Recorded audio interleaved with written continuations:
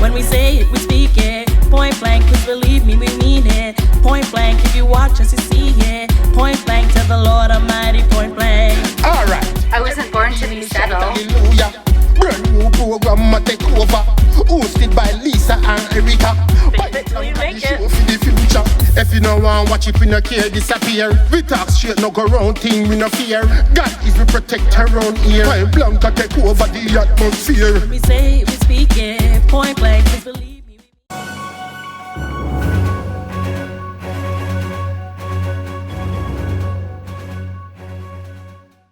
Welcome to Point Blank. Hi, I'm Lisa. I'm Erika. And welcome back to our show. Yay! It feels really good to be back together, doesn't it? It really does, yes. It's been a while, but hope everybody is staying safe and sound. Hopefully all the restrictions are starting to lift up so that we can just get back to what is normal. Exactly, yeah, because I have some news. I am pregnant, so thank you. So Congrats. thank you so much. So that's part of the reason why I haven't been here, and Lisa's been filming on her own, doing the cooking shows, and also like having some wonderful guest stars, which are our friends, fill in. So thank you to all of you who did that, and thank you, Lisa, for continuing on. Because, yeah, it was just trying to take care of me and baby. So, yeah, but we're back. Exactly. Now we're back and there's a lot to talk about. So, Yeah. let's get started. Okay. So today we are going to be talking about family. Yes, that's right. What is the definition of family? Family is a group of individuals related by blood, marriage, or adoption. Tell me about your family. Do they live in the city? So my immediate family does live in the city. And so like my mom, my dad, and I have a younger brother, and obviously my husband and my daughter too. I have a lot of cousins and stuff, though, around the world, and aunts and uncles and stuff. How about you? Yes, so I have a mom and a dad. I have 3 younger brothers. I am the oldest. And I have a grandma. I've never met my grandpa because he never came over. Okay. And I think he's remarried. And then I never met anybody on my dad's side because they were back in Thailand when we came to Canada. And I know that his mom passed away when I was in high school. And then I think his dad is remarried as well. And then I have my auntie and uncle in Toronto, and then my cousin Stephen, and then my auntie and uncle in Vancouver, and they have 4 children, Richard, Roger, Margaret, and Alex as well. And they live, my family, they live about 2 hours away from me. I try to see them as much as I can, and I mean, they're not too far from me, so that's good. Yeah. Yeah, so my cousins, like I said, it's kind of, so I was born in England, so I have some cousins in England. Sorry, I'm not going to name all of you guys, because there are, in my dad's family, there's 9 of them, and so he has 8 brothers and 1 sister. And actually, one passed away. It was my grandpa's daughter, but from another woman, obviously. And so she was the oldest, but she's since passed away, unfortunately. And then on my mom's side of the family, she was one of 5 sisters. Unfortunately, her older sister passed away as well. And so I have cousins there in Trinidad, and yes, I'm not going to name everybody either because there's lots, and I don't want anybody to feel left out if I don't name on one side and I do with the other. So I have cousins in Trinidad and Tobago, England, Jamaica, Canada here. One of my cousins actually does live in the city here, and my uncle lives here too. So yeah.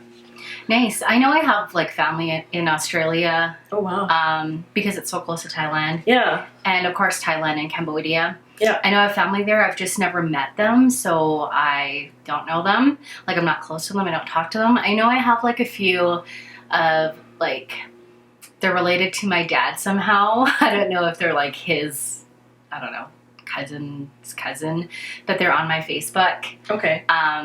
But yeah, we don't really talk. But Dad's like, yeah, you can talk to them. They speak English. I was like, okay, but I don't know what to say. Yeah. How do I but start anyways, that? yeah. So yeah, it would be nice to meet everybody. But I mean, hopefully one day we can just go back to Thailand as a family and just kind of meet everybody and see where I come from. Because I was born in Thailand, but my 3 brothers are born here in Canada. You know, go figure. Yeah. So yeah, so are you close to any of your cousins? Like, are you really close to them? How often do you see them? How often do you talk to them? So like on the one side of the family, we have a WhatsApp group that I created, and so all my aunts are on there and my cousins are on there.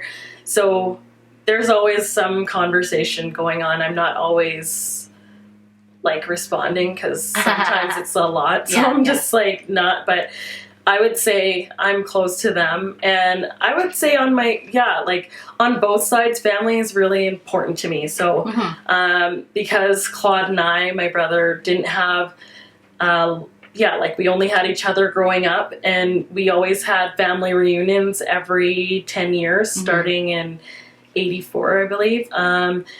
Like from there, we always would get together, and we would, you know, when we got older, then when we were in Jamaica, we would all hang out and go places, and like in Trinidad, the same sort of thing. Like usually when we'd go to Jamaica, we'd head over to Trinidad because it's not too far away. So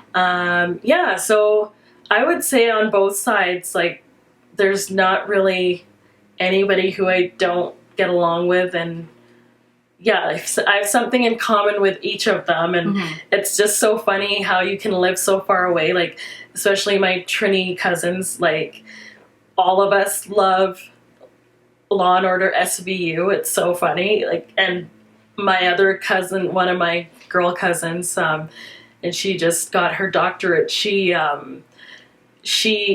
is afraid of clowns, and I'm afraid of clowns. And she told me that a clown jumped out at her at night, and that happened to me, and that was my worst fear at the time. And she's just like, yeah, it happened to me too. It's so funny how you can't, I don't know, family can't hide, basically, is what we always say. Well, yeah, because I mean, really, it's gonna get you. And how about you? So I am really close to one of my cousin who's in Toronto, Stephen. So we're really close. We always text about K-pop and like what's happening in the K-pop world, and just, you know, checking up on each other, seeing what we're up to and stuff like that. Even though he's in Toronto, like we're pretty close. We always text and we always keep in contact and try to FaceTime and do videos during like holidays like Christmas and stuff like that.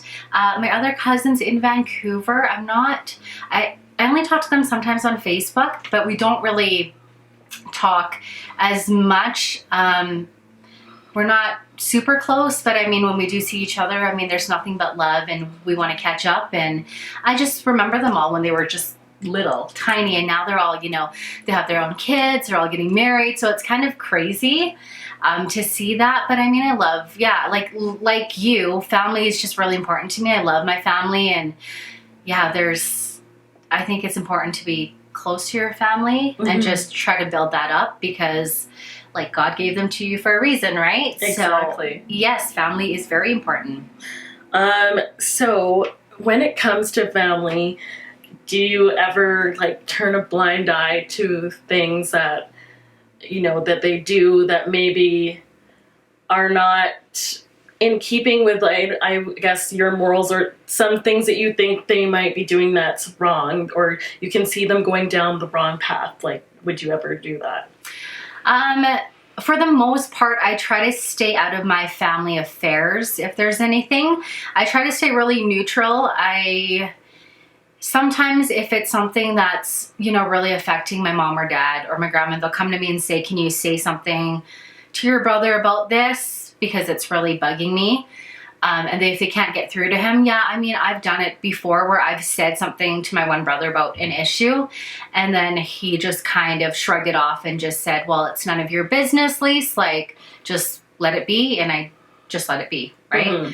Because it wasn't something that would make or break. I would only step in if it's something that was life or death, not, you know, petty stuff, because obviously everybody's got issues, family, whether it's family or not, right? Right. So I try to stay out of it because, I mean, everybody in my family are adults and we can all fight our own battles. So, yeah. Yeah. You? Depends on what the situation is, like you said, Mm-hmm. right? Right. If it's something that is affecting, like my mom and dad, they're older, and if it's something with my brother, then yes, I have. But kind of the same sort of thing. It's because you're maybe a few years older than them, they don't really take it into account. Right. And they don't really see the full picture or how it's affecting everybody else. Exactly. Mm-hmm. Or take you seriously sometimes even, or like they almost see it as like, well, yeah, like, why should I listen to you? You're only a couple years older, and maybe sometimes some offense can come with it. Whereas that might not necessarily, it usually isn't where it's coming from, but sometimes that's how people take it, right? So right. I don't know, but yeah, I mean, obviously if it's something big, then I'm going to. Yeah. And I have no problem like telling them if it's, I'm not going to be sugarcoating it. We've already talked about this in previous episodes where... The only one who should be sugarcoating stuff is Willy Wonka. Exactly. And this ain't no chocolate factory, so sorry. You sure about that? Okay, we're going to try to keep it, this PG-13. Wow.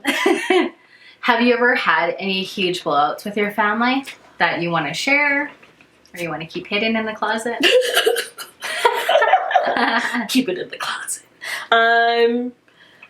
Like, mostly around my brother's, like, previous girlfriend. And I don't know what it is, but it's like they have a insecurity when it comes to our relationship with each other. Because, we're close. And when we were growing up, like I said, we only had each other, and we have our group of friends, but pretty much our friends were all like kind of interchangeable and things, right? So I had one where his girlfriend, actually two of his girlfriends said something to me, like one said that, oh, you're lucky that your brother loves you after the way that you've treated me and all this, and I'm thinking in my head, like... Who are you? Like, okay, I'm gonna be here whether you're here or not, so how about you try and get along with me? And it was just more based on the fact that, you know, there was just certain things going on with her insecurities that I was seeing that I didn't like how she was treating my brother. Mm-hmm. So... I'm going to say something. But the other one, she started talking about how my mom wasn't really nice, and just rolled my eyes, because you've met my mom, and so most sweet. People, thank you. Anybody who's, and I'm not just saying that, yes, she's my mom, and whatever, but if my mom was a cow, I would tell you guys too. Yeah. But she's such a nice person. She goes out of her way to try and make people feel welcome. And she did that with this girl. And I was like, oh no, you don't talk about my mom, like, ever. Don't. don't even go there. Yeah. And and then it caused like a rift between us, me and my brother, because they lived together and he wasn't willing to stand up for that because there was an incident at one of his friends' funerals, and I just like wanted to like sit beside him on the other side of him. She was sitting on one side and I wanted to sit on the other side because I just know I had been through losing a friend the year before and how devastating that was and how close they were. So like I just thought the more support for him the merrier, and she was just like, no, I'm not going to. And then when we discussed it later, she's like, oh, I knew you didn't mean like that I needed to like move anywhere, but like I just didn't want to. And I was like, you're a psycho. Honestly, because why would you, if you actually love this person, why would you not want everybody around them that can help them? But maybe, I feel like she just wanted him to herself.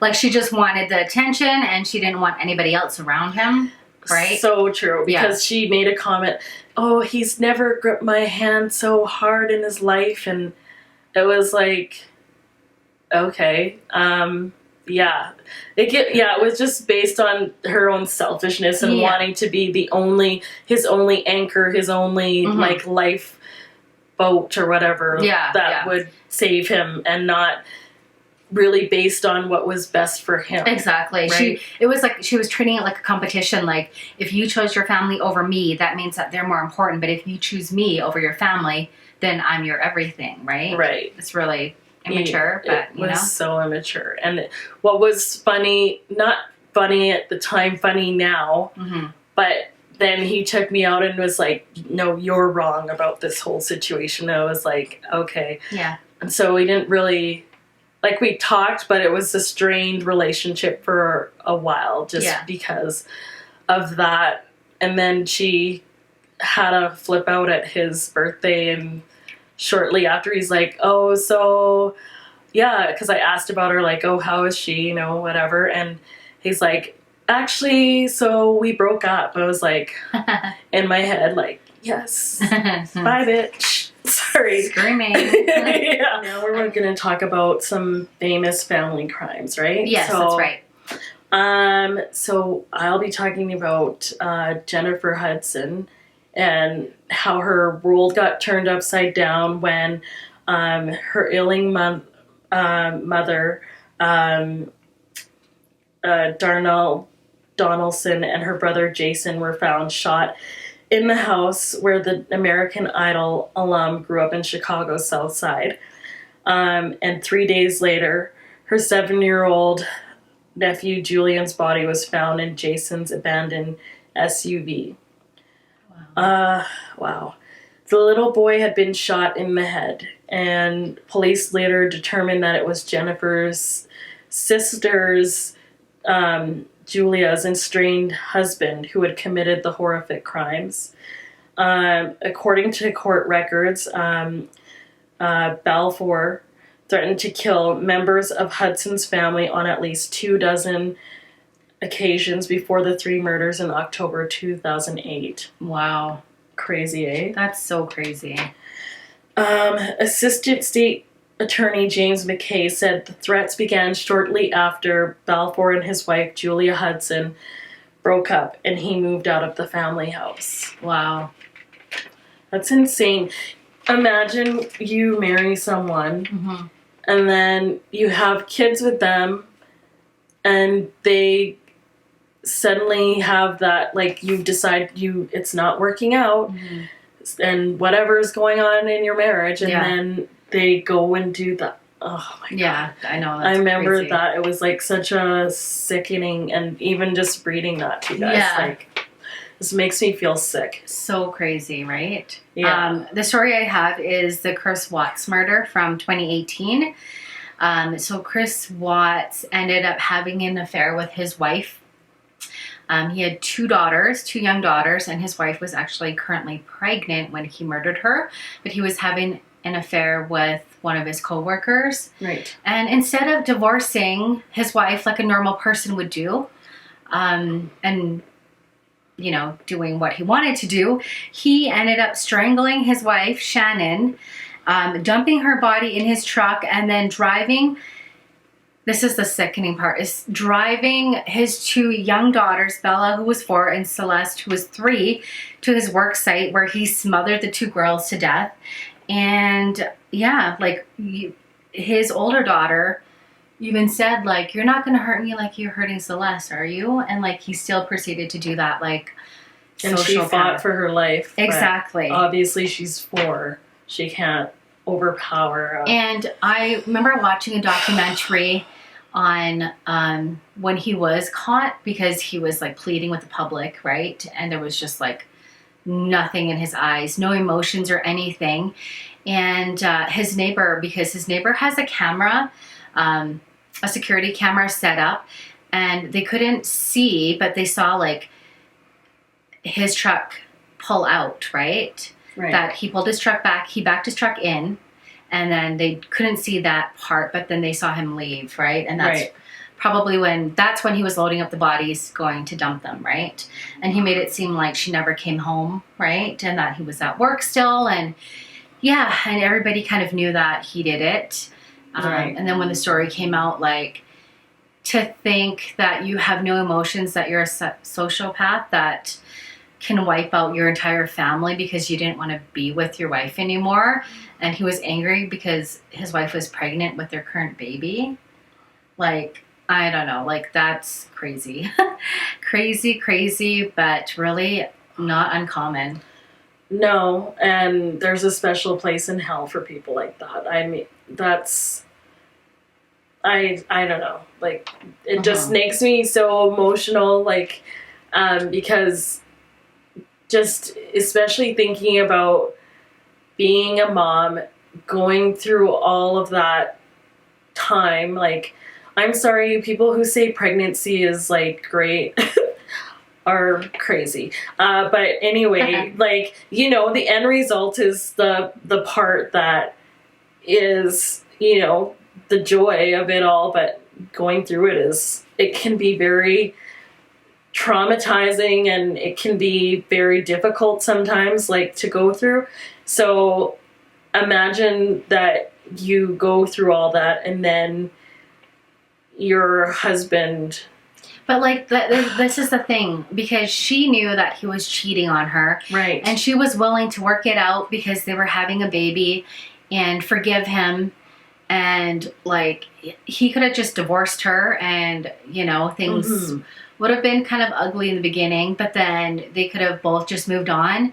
But like, instead, like, when you take those vows, like I do, till death do you part, and you work through the hard times and the good times, and to think, like, I just couldn't imagine that, like, I love my husband, that if he did cheat on me, that he would kill me. Like, well, and that way too, where, you know the person inside and out. Right. And it's such a physically close, intimate way that they're killing you. Do you know what I'm saying? Yeah. So you're feeling the life go out of you, looking into this person's face that you love. Yeah.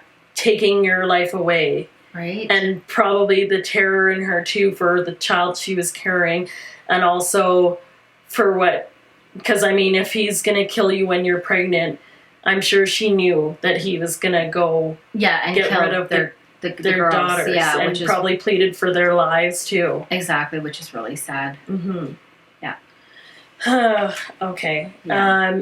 We'll end on a good note. Yeah. Is family important to you?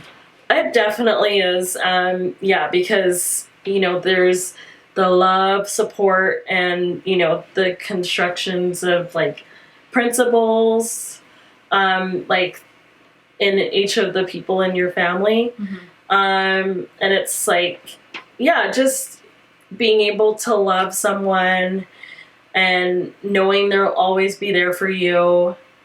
And yeah, I don't know. There's just, even through, like, bad times, good times, and just knowing that like they'll encourage you through everything, and you know, you can share things like your faith, your dreams, your goals, give advice, ideals, morals, and it just like helps you to feel secure and happy that you have a solid foundation behind you if you ever need anything.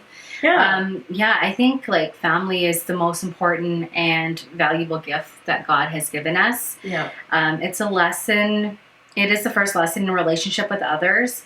Family is really important. It means to have security on somebody that you can count on, somebody that you can talk to, someone that you have fun with, and that, you know, you're bonded by blood for a reason. So family is very important to both of us, and as we grow our families, it's very important to instill in them how important family is, but also not to hold their hand through everything, to hold them accountable for their actions, to let them know that they can fight their own battles because they're adults.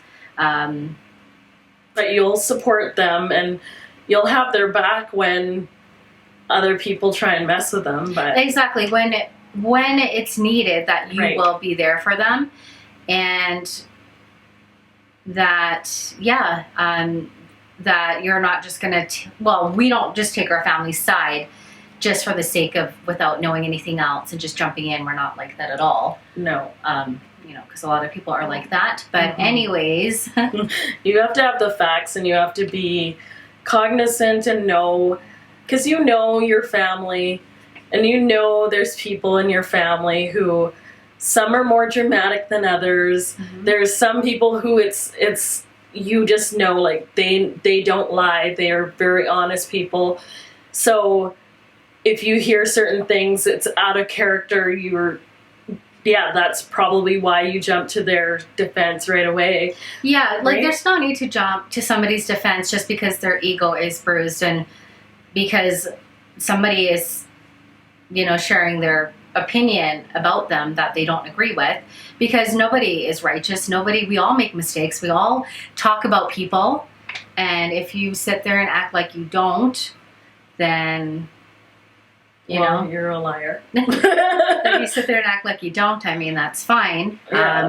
It's not that we don't protect our family. We love our families very much, but we let them fight their own battles because we're all adults here. And we hope that you have a good relationship with your family. If you don't, we're sorry. We hope that you have friends that you've turned into family that are loving and supporting and just there when you need them to be there, because that's really what family is about. And just loving you through your flaws, through the good, through the bad. You're there for each other. There's got to be an underlying respect there, and just accepting one another and loving one another. And also pointing out things that they should be working on if it does affect you.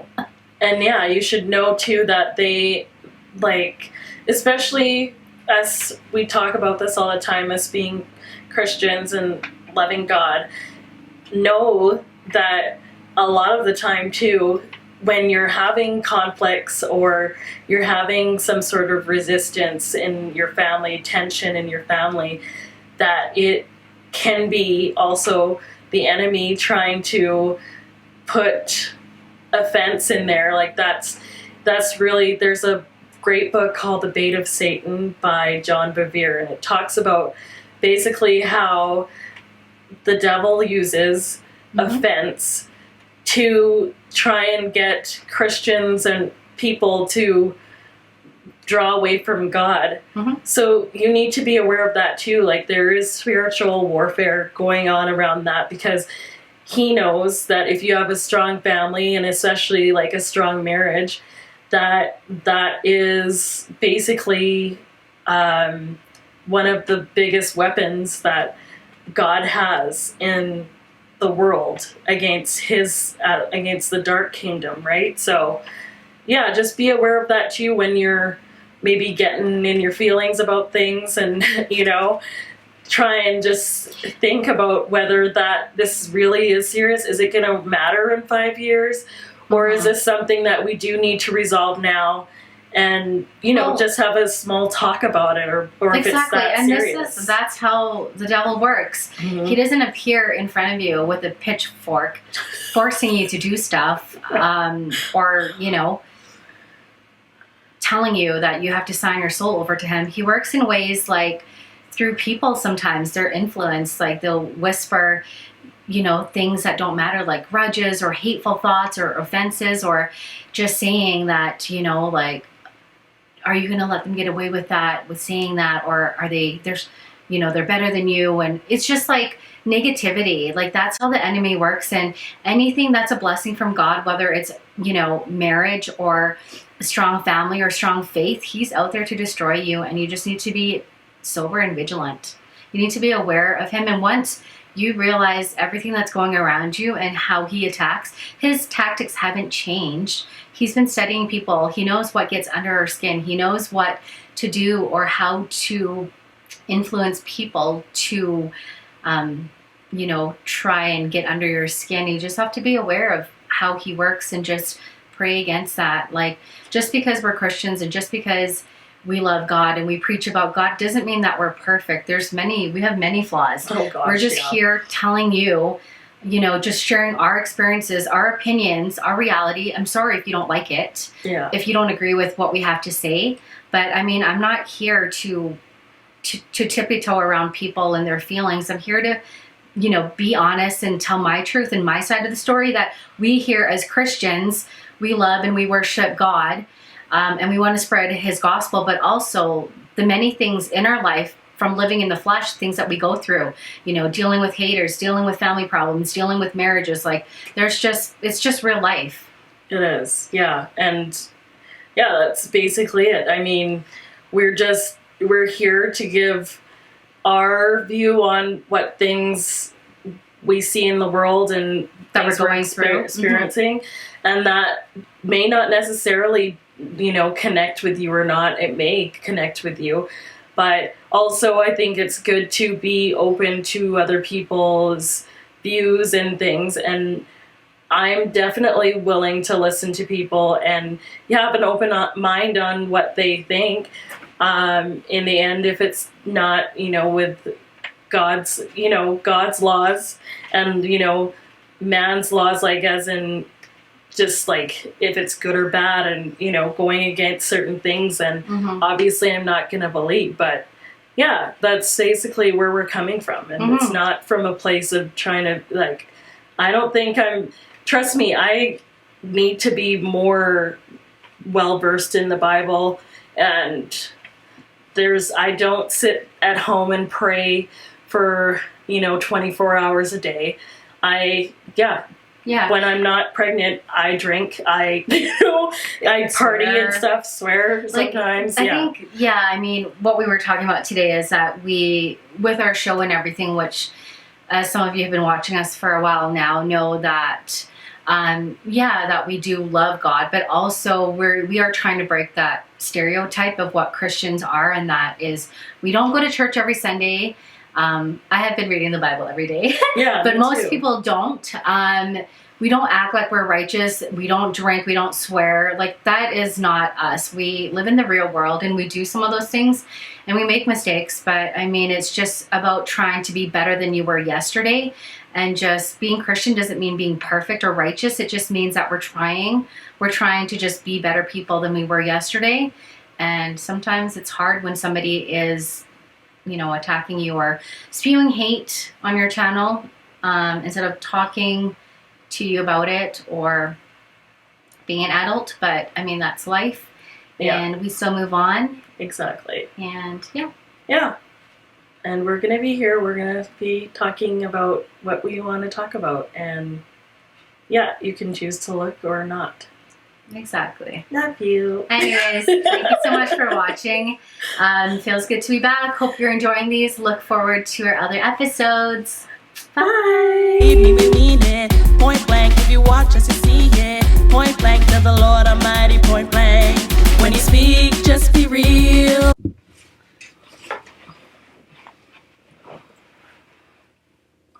Okay, ready? Yep. One. Is the light on? Yeah. Oh.